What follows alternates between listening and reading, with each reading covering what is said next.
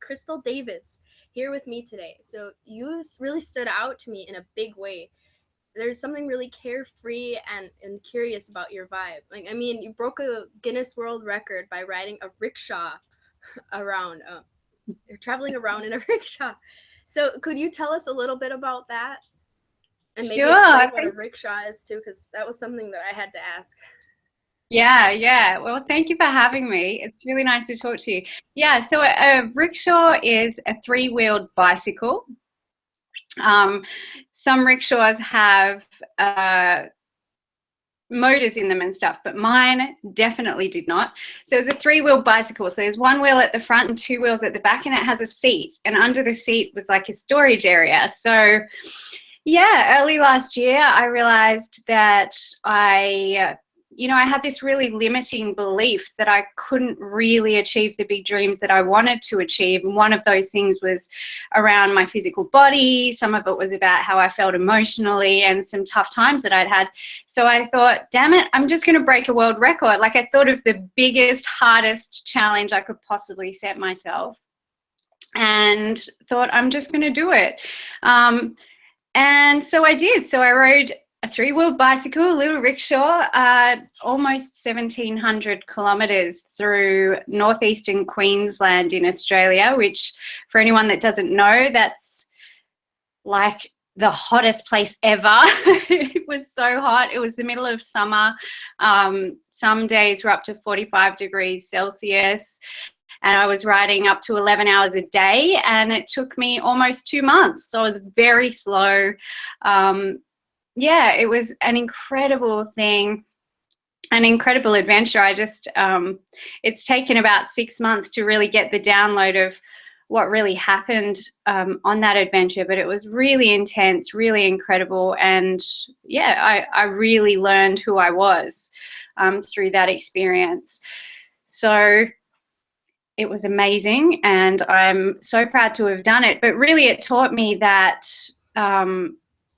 things can be really simple. Sometimes things seem like they're such a huge thing to overcome. The goal's too big, but really it's just about continually doing the same thing over and over again, even when it gets hard, even if we think we can't go on, even if it's 45 degrees and there's magpies attacking you and wild boars everywhere and huge trucks, and you're this tiny little, I'm not very big, tiny little girl on a weird little bicycle riding along a highway.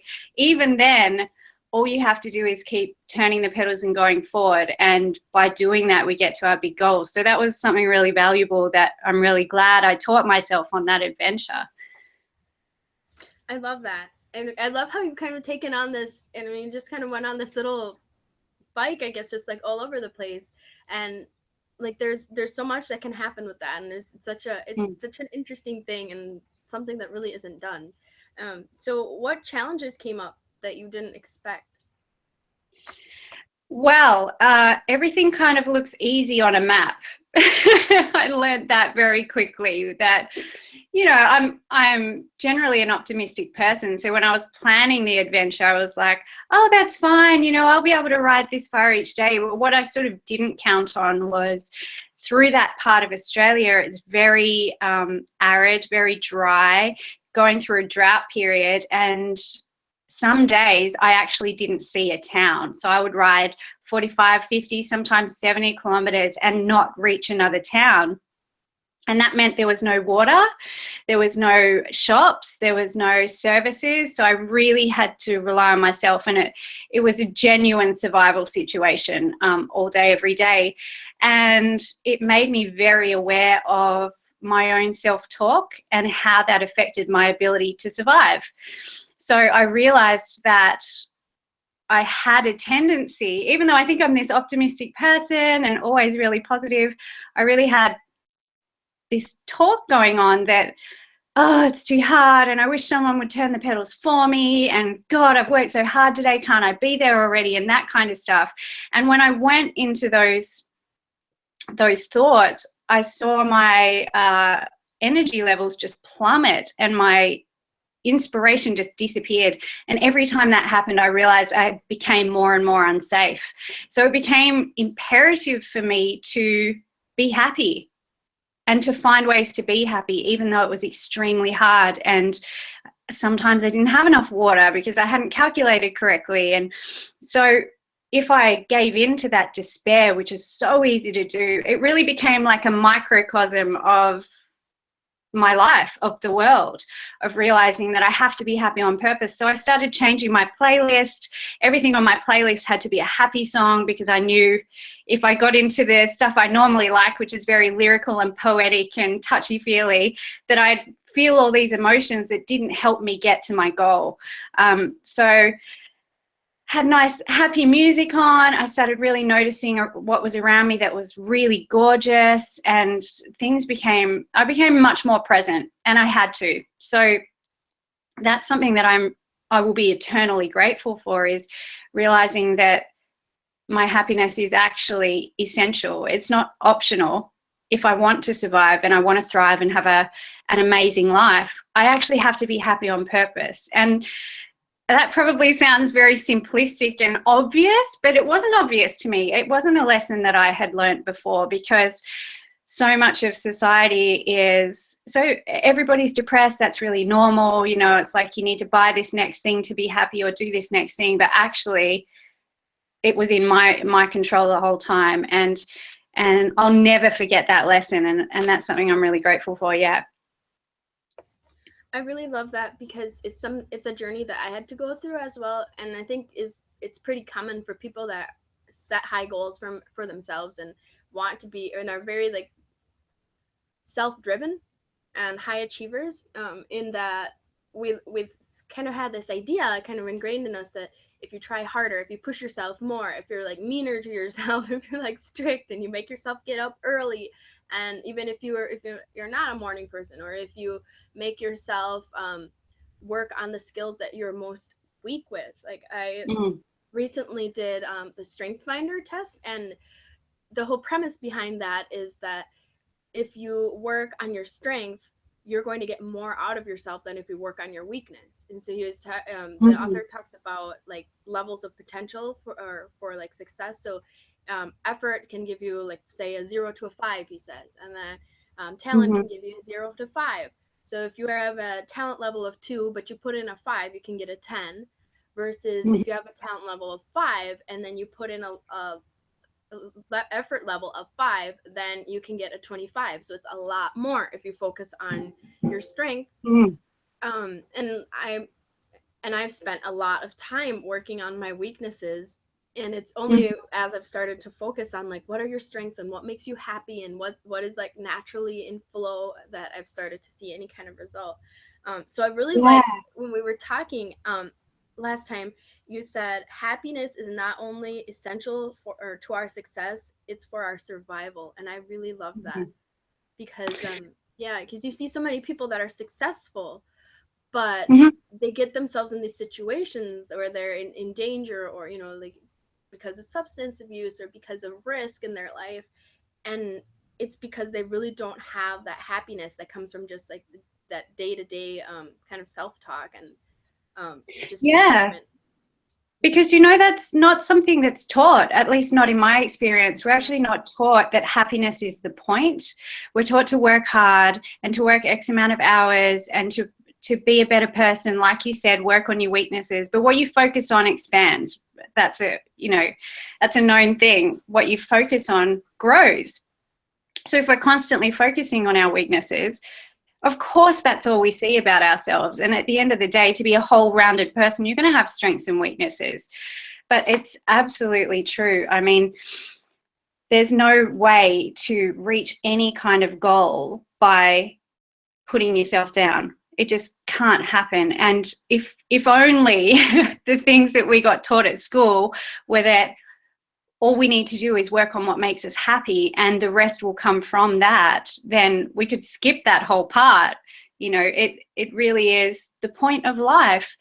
I think it's really easy to get caught up in this whole societal structure of having to work 40 hours a week in a job that you hate, to pay for a house that you don't really want to live in, but you can't not live there because you have to pay the rent and you're in a contract, and then you buy a car to get from the job to the house, and all this stuff, when actually what you really want to do is sit by a stream for a day and write poetry. And there's nothing wrong with that. So yeah, I think learning that lesson of happiness, and I think that's why a lot of people get to the top of their game and just go, or you hear famous people say it all the time, that fame doesn't make you happy.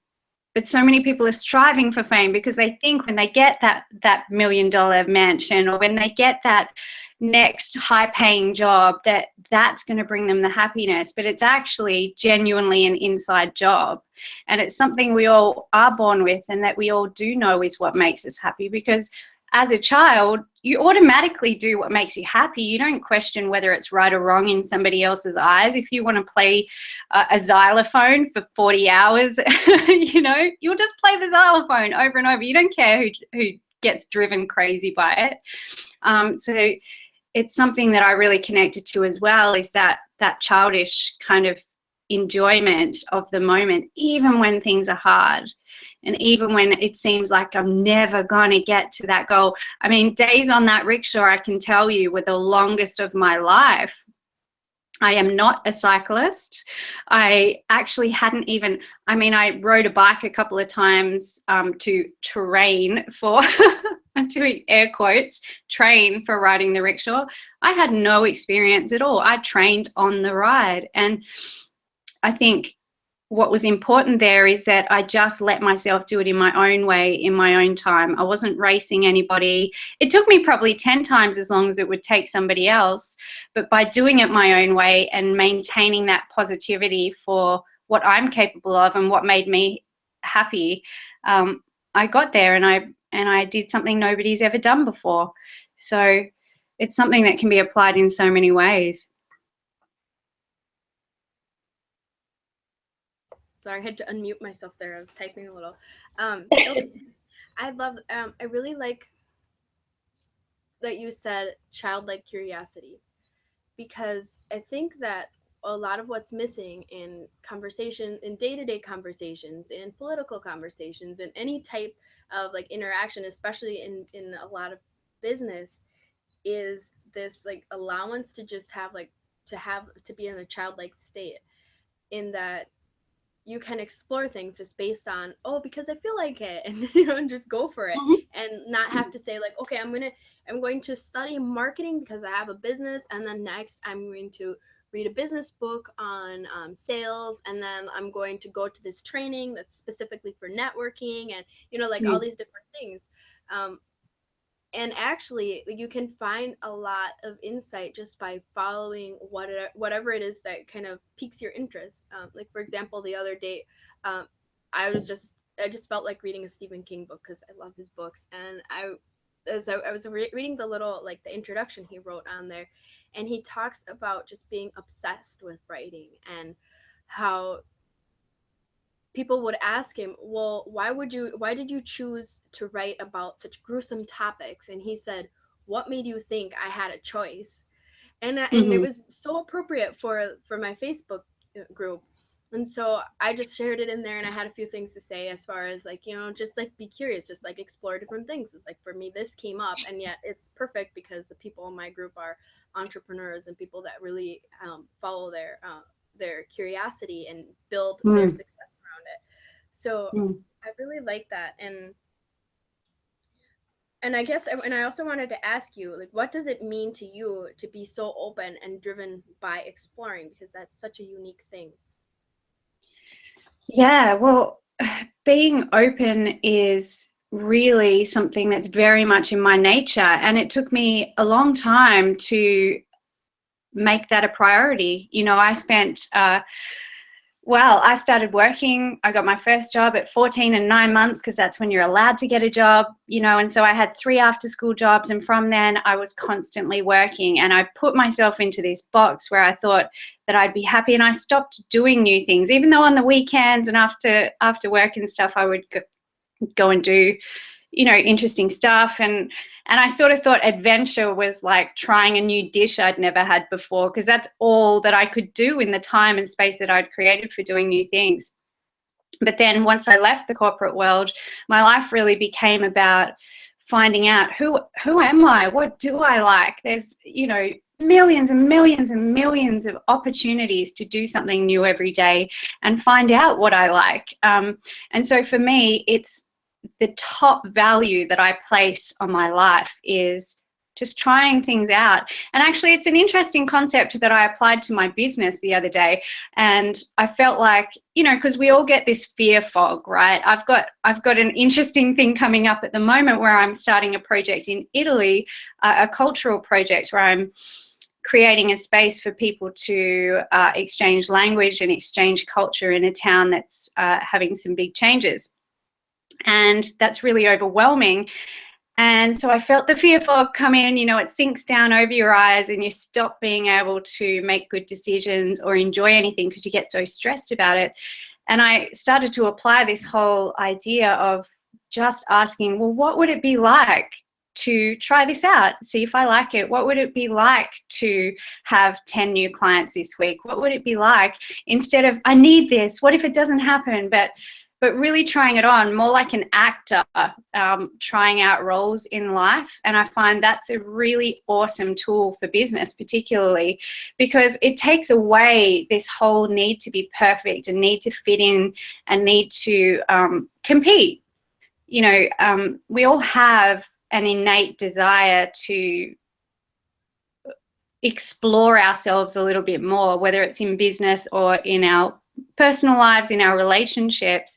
And so I have really found it really powerful, particularly this year, just giving myself permission to try things out. And if it doesn't work out, all that means to me is I'm going to try something else now. It doesn't mean I'm a failure, or it doesn't go in my weakness box anymore. It's like, I tried that and I didn't like it. So as far as being open, I think it's something that has to be practiced. It doesn't necessarily come naturally because, again, it's not what we're told we should do. It's much easier to fit in. It's much easier to have a corporate job and have a boss and have a certain amount of money each year and have an inner city apartment and get drunk every weekend, and all that kind of stuff is so normal. But having the strength and making being open a priority just makes life such an enriching experience, because it takes away the fear of being wrong. And fear of wrongness is the quickest way to kill a dream. I love that. And because, I don't know, I feel like a lot of the things that I've talked to you about, I can completely relate to. Like, for example, like when you're talking about this, like, fear of being wrong and how that gets in the way. It's something that I struggled with for a long time, just being okay with being like, well, I screwed that up, so that I found out that isn't actually something that I want to pursue, or that actually isn't going to work for me, or in that previously what I would have done is I would have just tried the same thing over again until finally I could maybe get it, and it becomes so counterproductive. Google X has all these projects. They call them, oh geez, let's see if I can remember. I'm going to think of it later.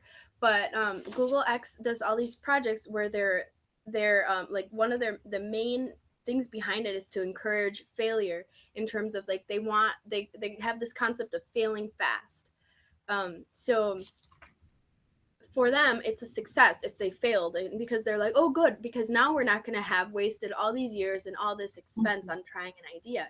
So because of that, they'll figure out like, what is it that it could possibly sink this project. Like, they were working on bringing internet to remote parts of the world by floating these funky looking balloons where they would take on outside air to counteract the helium, and then that would just kind of like help them go up and down and ride different air streams, and this really intricate project. And so they thought of like all the factors that could possibly make that fail, tried them right away, and then decided like if they could continue, and the project has continued.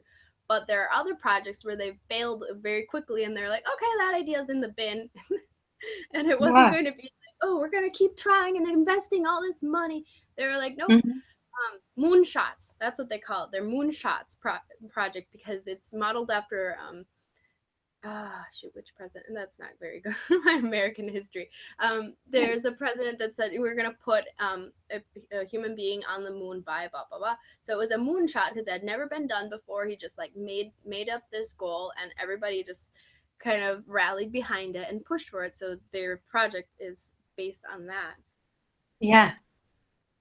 Yeah, that's such an interesting concept, is like, just get it out of the way. If you're afraid you're going to fail, just go straight at it and figure it out. It doesn't work so well with long-term projects like the record, riding the rickshaw, because there were lots of days I failed on a daily basis.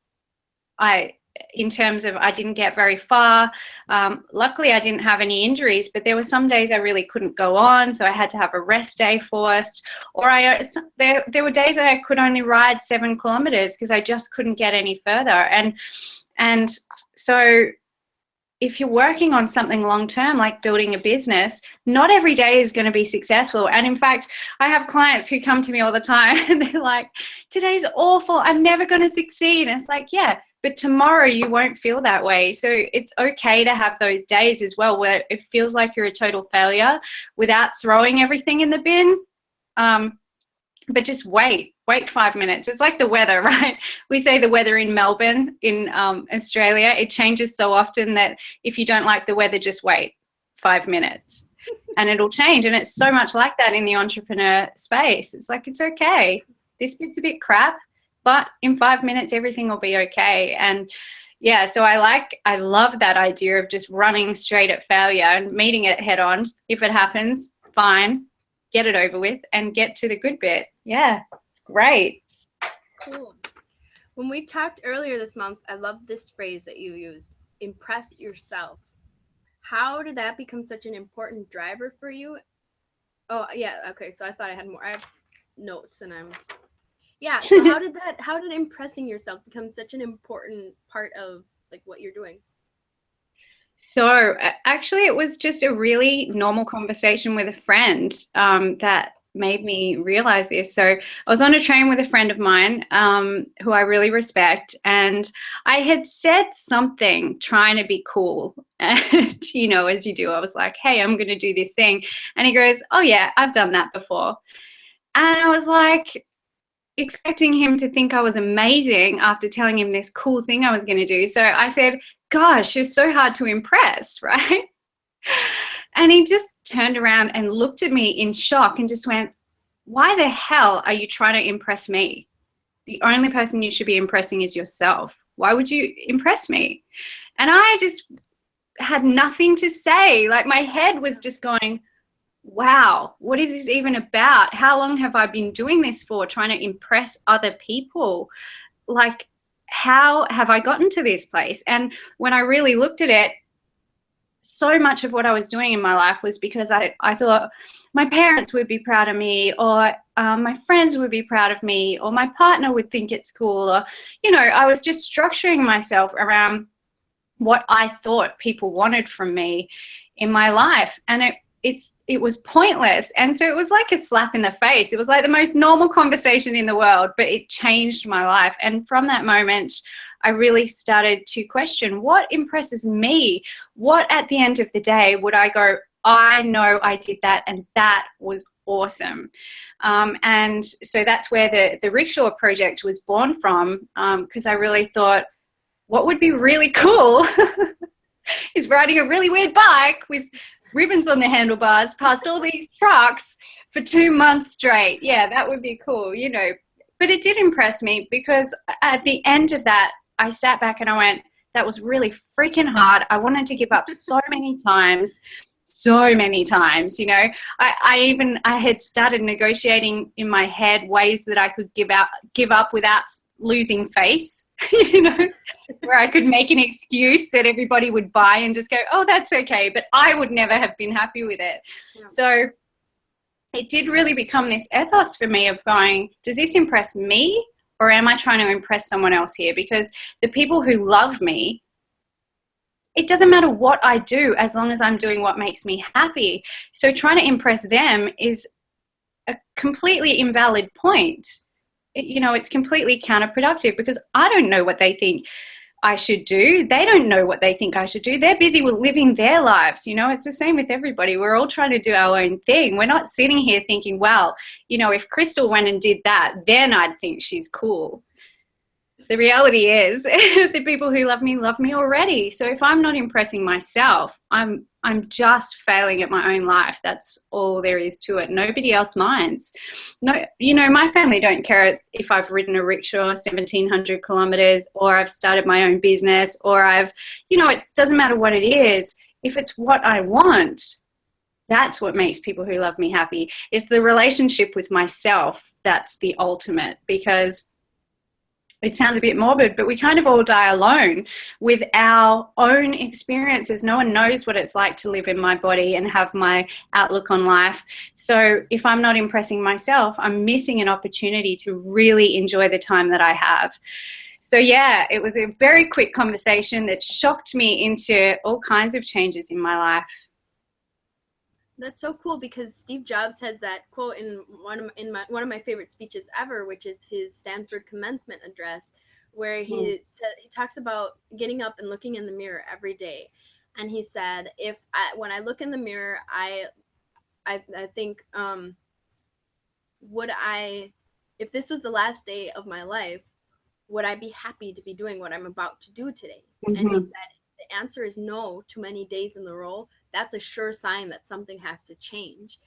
And it's kind of a hard reality to have to face, because change is hard. It's never going to be, oh, well, these are the next steps that you have to take, and it's super easy, and it's comfortable. It's complete opposite. It's always going to be difficult to learn a new routine in your life, or learn the new habits that go around it, and to kind of stretch yourself in that direction. So I really love that. Let's talk about fear too, because we mentioned that a little bit, like fear of failure. But like, what changed for you to be able to take all this like massive action and travel by rickshaw and start a business? Or is that really kind of something that's always been part of who you are? I think in a way it's part of who I have always been. I definitely have a kind of backbone that I know is there, and then I can summon up to do really crazy, intense things. But it doesn't mean I'm not afraid. Fear doesn't go away just because of a personality type or because of success. Some of the most successful people in the world still get really afraid to do anything they're about to do. It's more about you.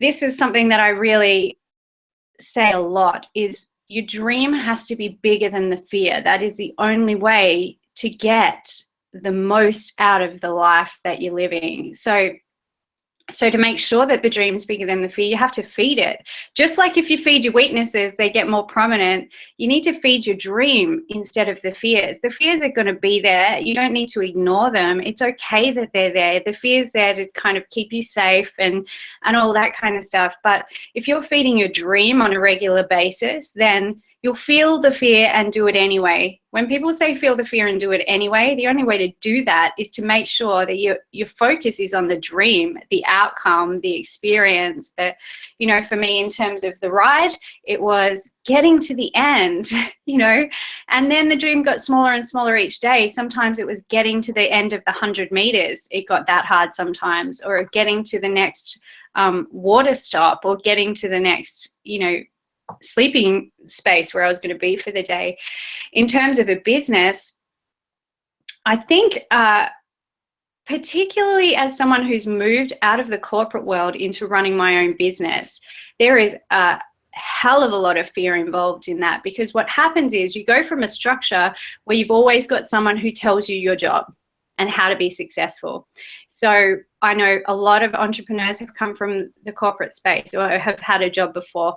So when you've got a job in the corporate world, somebody tells you what your targets are, how to hit them. You've always got someone who's invested in your success, who's getting paid to make sure that you do your job well. So the responsibility is not solely on you to be successful. You've always got help. Whereas when you move into the entrepreneur space, nobody can help you. You can do all the training in the world. You can have the best coach in the world. You can, you can spend tens of thousands of dollars investing in the best people to help you. But at the end of the day, nobody is going to sack you if you don't meet your targets.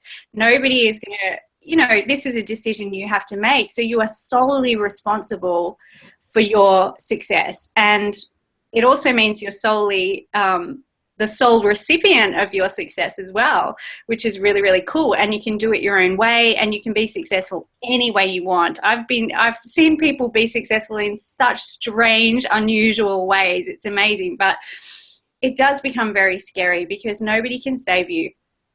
So in terms of fear, it's there, but you need to allow it to dissipate by focusing on what the dream is. And having a really good network, it's so essential to have the right people around you. The ride is a really great example of that. And the reason I keep bringing it up is because it's such a parallel to business. Everything I learned on that ride, I realized applies directly to being an entrepreneur. And it really has to be about taking the steps step by step every single day and continually moving forward. It's like forward is the only option. You can't stay still because you'll die. You can't go backwards because you've already been there. So you have to go forward. Forward is the only option, and keep taking steps in that direction.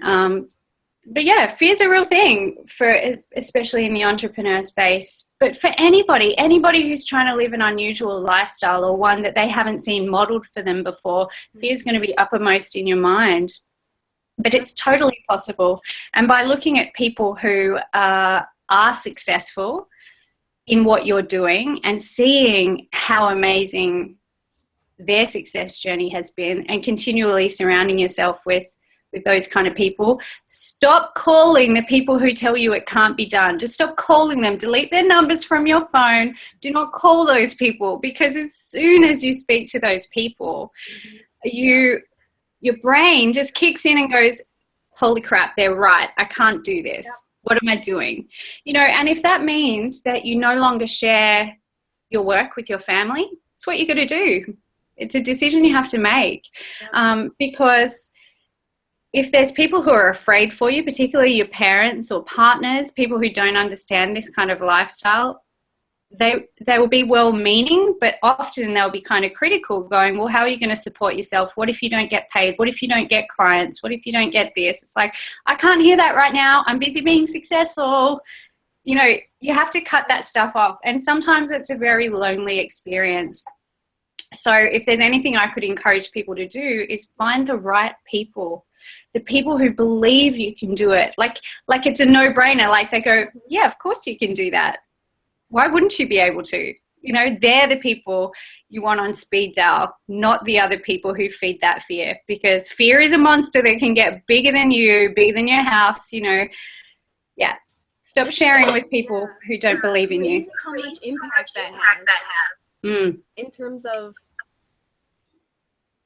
like the people that you, not only the people that you look up to, like once you change and you're like, okay, well, these are the people I'm going to look up to now, but also the people that you see interact with on Facebook have like a huge sway on you, or like the groups that you're in. Mm-hmm. For a long time, I was kind of kind of loyally stuck in certain groups where there was kind of an undertone that I was like, I don't know what I don't like about this, that there's something I don't like. And then there were a few times where it came up and I was like, oh yeah, it's this kind of tone when they answer these questions. It shows like kind of a lack of like compassion, or there's there's a few things that I didn't like. And it was interesting because like as soon as I took certain people out of my Facebook and I stopped visiting their blogs and I left a bunch of groups, it created a huge shift. And I think anytime we change who it is that we're looking to, anytime we change like the environment, it really changes us, because we do pick up on other people's habits and we do pick up on other people's fears and negative self-talk. And like you would think like, oh no, I'll just not do that. I'll just say I'll just focus on myself, but your brain really doesn't work like that, and it's kind of this process of getting to know what it is that illogically sometimes your brain will respond to. Okay. Mm. Let's see. Oh, here's another one that I like. How has having a borderless business changed how you look at yourself in terms of being a global citizen? Because you had a really nice story about Yeah, so Barcelona. oh, yeah. Okay. So, well, in terms of how it's changed the way I view being a global citizen, I think the reason I'm so passionate about travel is through travel, it's become really obvious to me that we really are all the same. It doesn't matter where you go or whether you speak the language, we're all the same when it gets down to it. So, the story you're talking about is, so I had left the corporate world in 2012. I set off on my first overseas trip. And that first overseas trip was literally moving to Europe for a year, cold turkey. And so I learned a lot of lessons on that trip. And I got to Barcelona and I went to an amazing church called La Sagrada Familia, which is this incredible, it's an incredible piece of architecture by Gaudi. And it's a really surreal, strange place. You know, it's very organic looking, but it's all stone, and it's very sci-fi, very 80s sci-fi, but it's this beautiful cathedral.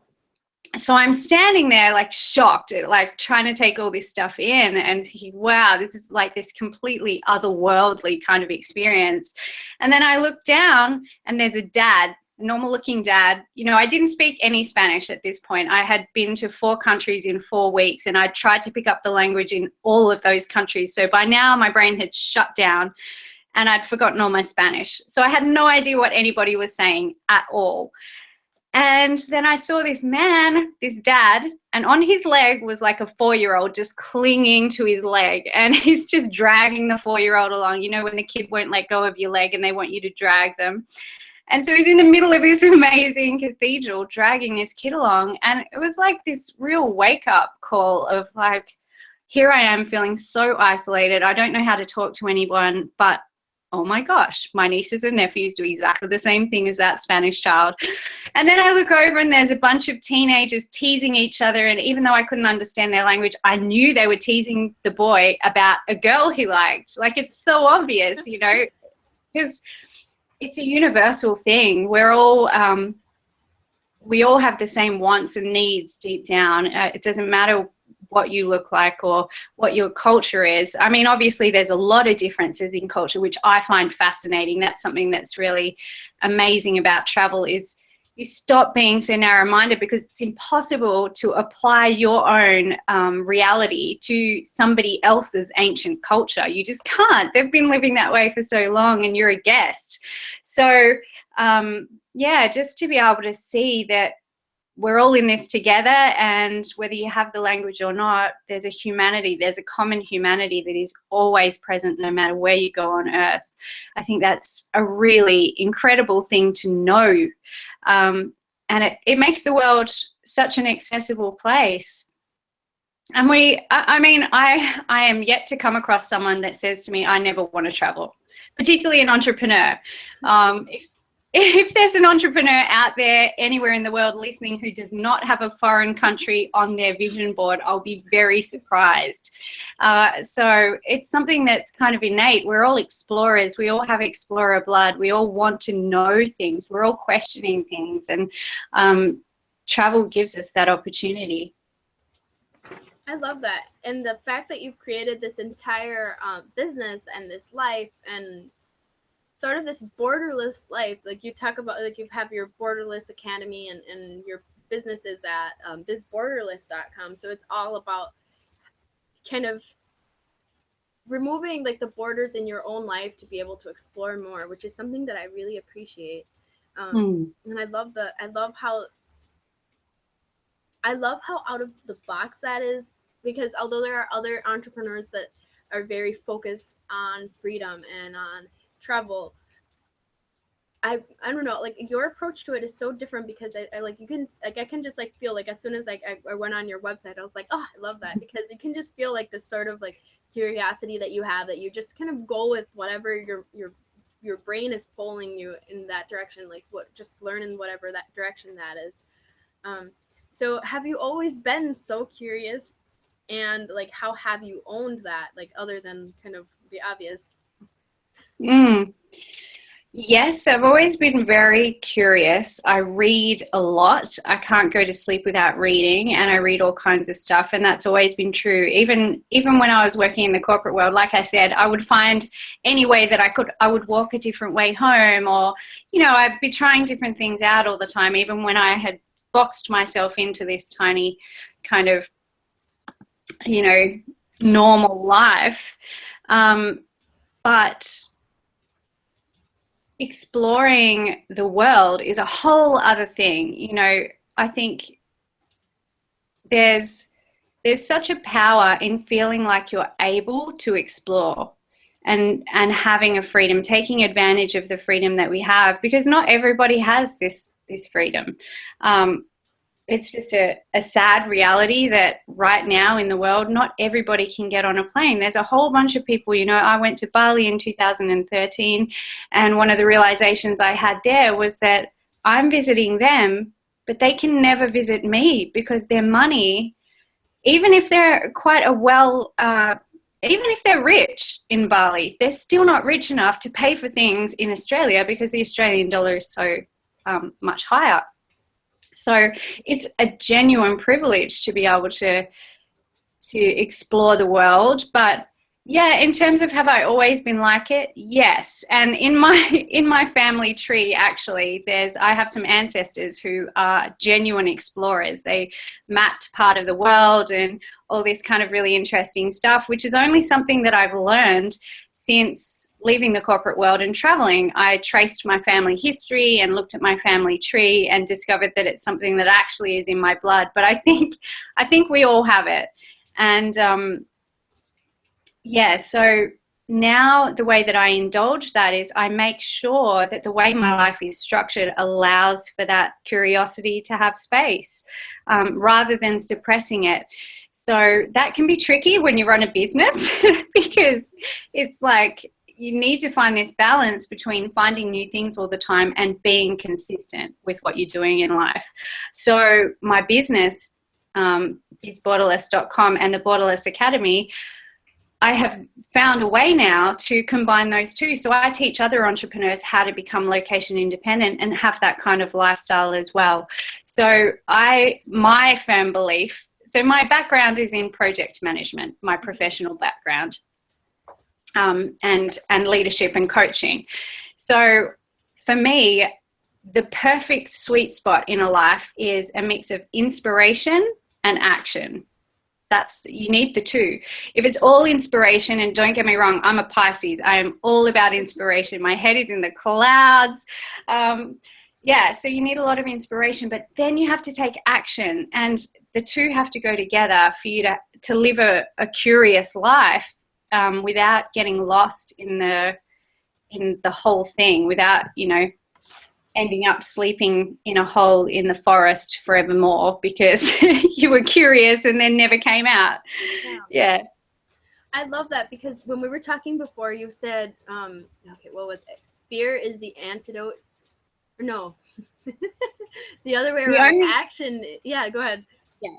The only antidote to fear is action. I love that.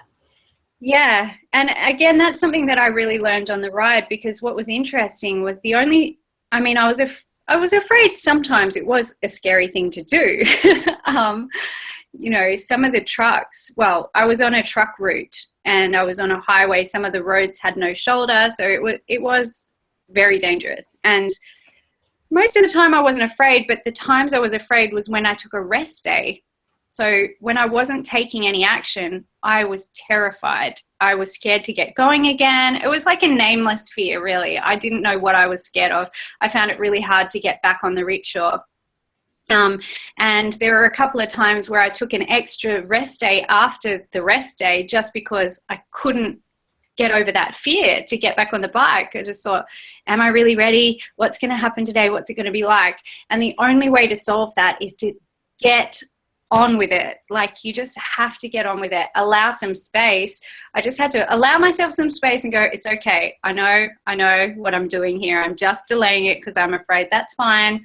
But at some point you have to get on with it. Is it going to be now? Yes, let's do it. And, you know, even if it took me longer to get going than I would have liked, once I was going, that fear just disappeared. And I realized I really enjoyed what I was doing. Yeah. So inertia is really a factor there. If you avoid something for long enough, it gets worse and worse and worse until you can't see your way out of it. The only way to deal with fear is to do something. Doesn't matter what it is, just do something. And that's like what Marie Forleo talks about when she says the only real way to get clarity is to take action. Mm-hmm. Because a lot of times we'll just sit there and we'll play things in our head and we're like, oh, I can think it through. Like, that was kind of where I was at when I was first kind of starting to get into the business world, and also like within my life and my academic life, was I really loved to think things out in my head because, you know, there's so much power to thought. But it isn't really until we take action and we're in the moment and we're like experiencing things that we can really decide like what it is that we enjoy and what it is that doesn't feel good. Because you can think it out in your head and kind of simulate, oh, I think it'll feel like this, or I think this will happen. But until you're really in that moment and you see like all the things that do come up, like Elizabeth Gilbert, who is the author of Big Magic, talks about being willing to eat the shit sandwich that comes along with whatever it is that you want to do, in terms of like if you want to be a writer, you have to be able to put up with critics. You have to be able to put up with like slogging out the words when sometimes they don't come, or you have to put up with different parts of the creative process. And for me, like, it was really important to be able to take action on things, because for a long time I was pre-med until I realized that wasn't my path. And it wasn't only until I really started getting closer to having to transfer to another school and pick my major and really decide like, okay, so if I'm going to be this kind of surgeon, then I have to take these kind of classes, and then like looking at like, okay, that's what this life would be like once I would be in this hospital setting, and that's exactly what this life would be like. And it's a whole different game when you're actually in that reality. Yeah. And it's sort of like when you're talking about curiosity and how to find, if it's something where you're trying to find what you want to do, if it's not a hell yes, then it's a no. If you're not like, yes, this would be awesome, whether you think it's going to work out or not, if you're not going, this would be cool, then it's a no. And then you find something else. If it's not a hell yes, it's a no. That's it. And you keep figuring it out. You know, you keep trying the hell yeses, and you keep trying the hell yeses, and half the time they're dead ends, but you really enjoyed finding the dead end, you know, and eventually it starts to click. In terms of my own business, I tried all kinds of stuff. I ran a dance school for people with disabilities. I built websites for a while. I did graphic design really badly. I did a whole bunch of stuff before all of a sudden everything clicked for me, and I went, right, this is the right thing. This is where the point where all my experiences, all the hell yeses that didn't work out, all the no's that I tried anyway, all the experience I have in the corporate world, and the person that I am and what I believe in finally come together. And had I not tested out all those things and had all those failures, there's no way I could have reached the point where I am now, where I'm in the perfect business. I'm helping exactly the right kind of people. I have the exact kind of lifestyle that I want. And every day I have these new opportunities to do something even bigger and even better that scares the pants off me, but it's still a hell yes. You know, so it does sometimes get really messy, particularly as an entrepreneur, because nobody's holding your hand. If you fail, nobody is invested in that either way. Yeah. The same as if you succeed, nobody is holding your hand. So it's just about keep on going until everything clicks. Yeah. That's so true. And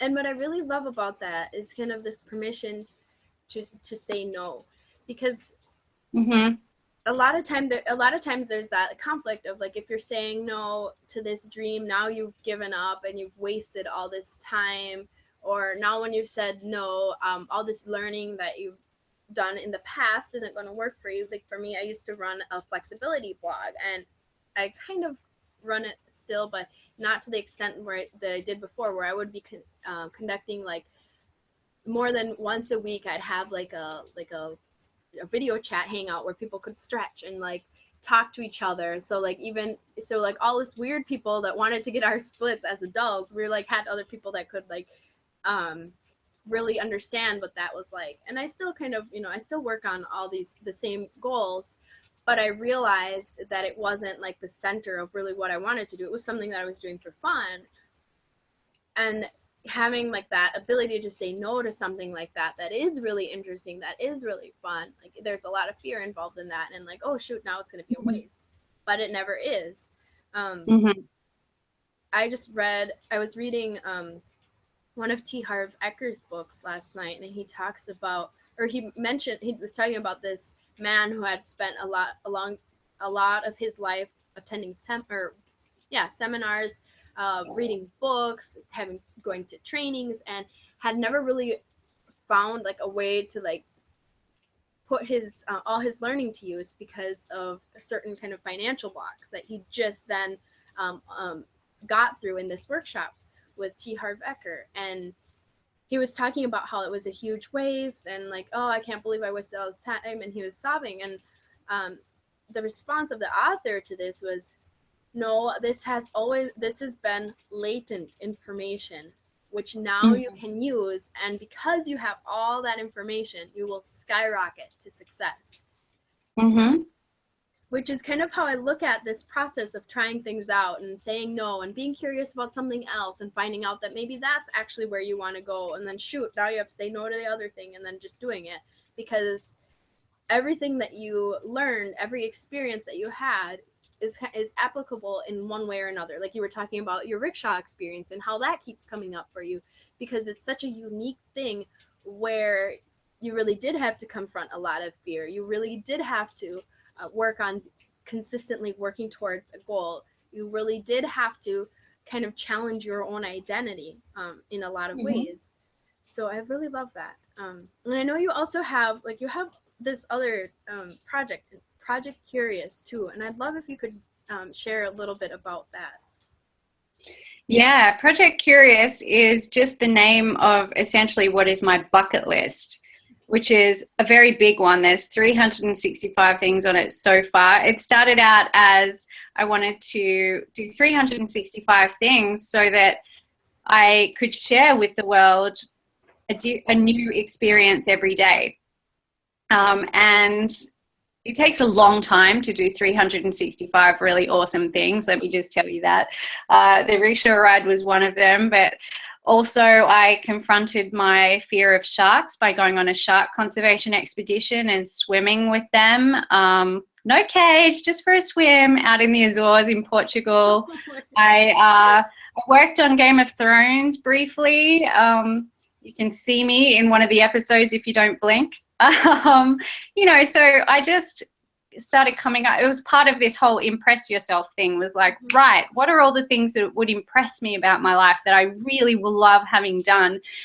So that's an ongoing project for me, and I expect that to be ongoing for the rest of my life. Is what's the next cool, great thing that makes me really, really happy? And what's beautiful about that is other people find it really inspiring as well. So I'm out here impressing myself, finally going, I don't care what you guys think.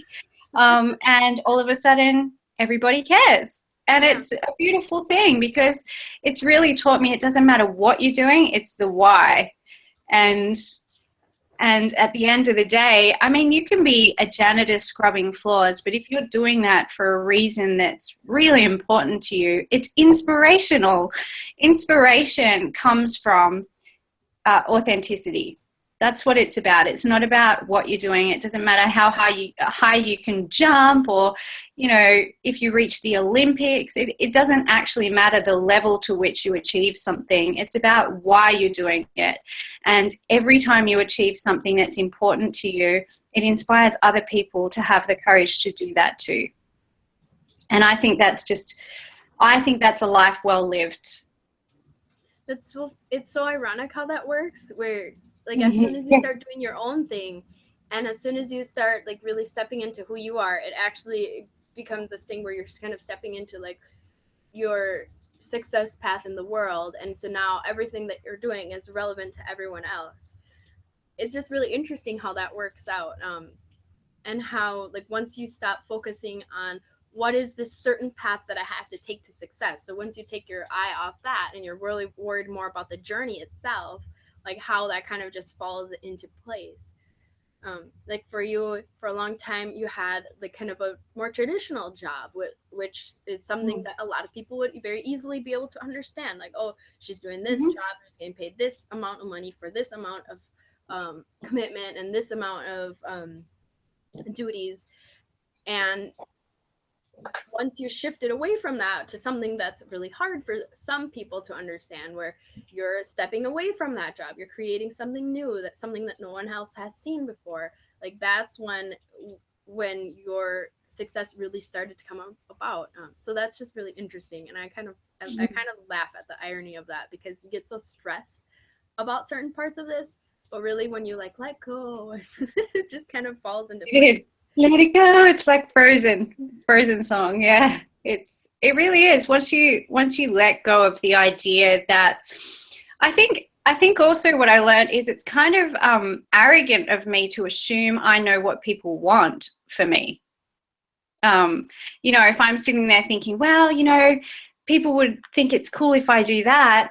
And what that's really saying is we all have a sense of belonging, or wanting to belong, wanting to be loved, wanting to be cared about. That's just a natural human need that we all have from birth, because it's a genetic thing. Survival happens in packs, all of that. There's a deep driver there.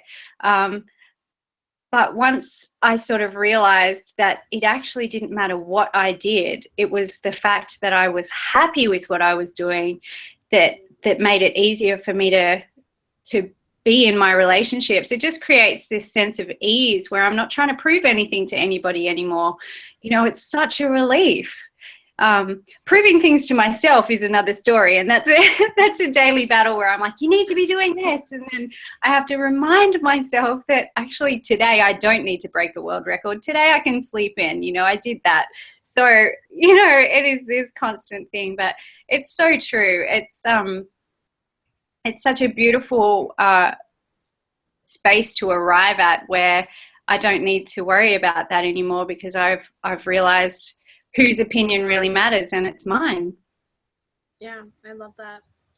So as we're kind of getting to the end here, because you are an amazing resource for people who are ready to create their own unique path, and we've talked about how you have created this life around freedom and exploration, I'd love for you to share how people can work with you, so that people can kind of also step into that journey for themselves.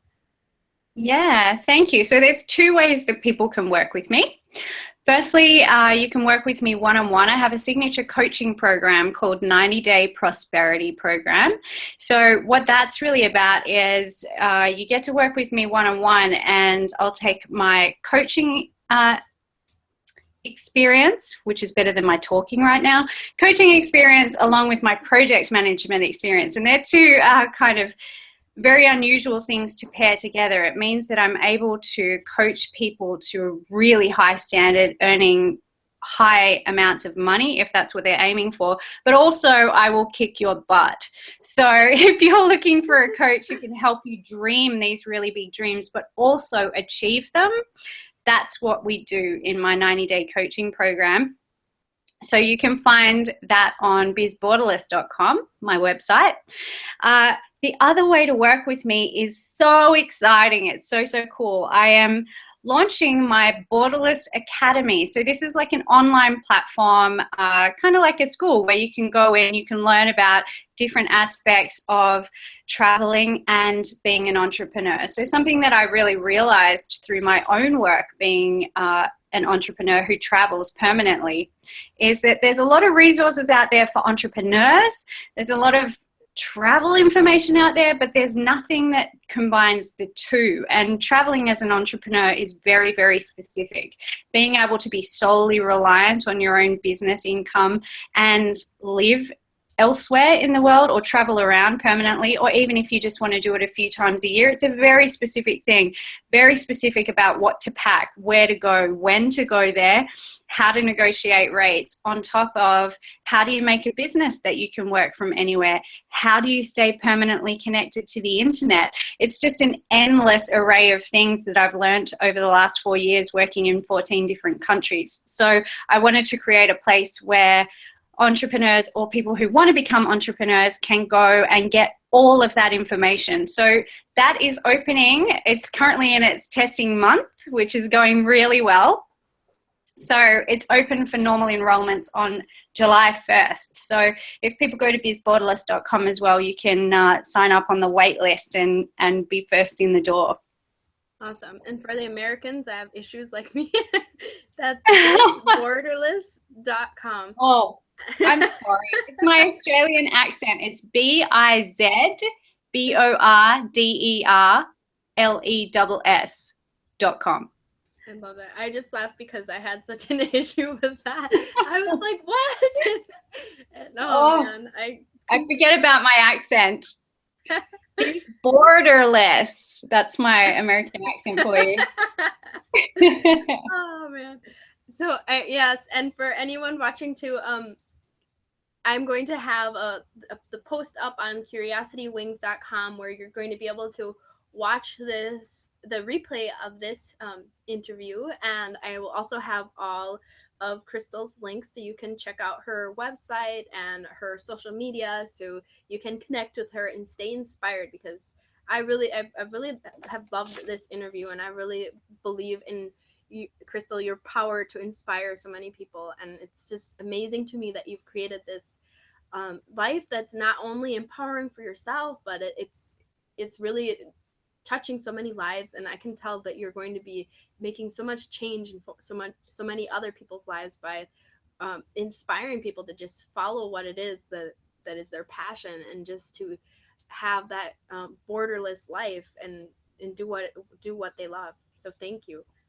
Thank you. It's such an honor talking to you and having the opportunity to reach people in that way.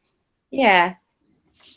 All right, perfect. I will wrap it up. So thank you everyone for watching. Goodbye. Thank you. Bye.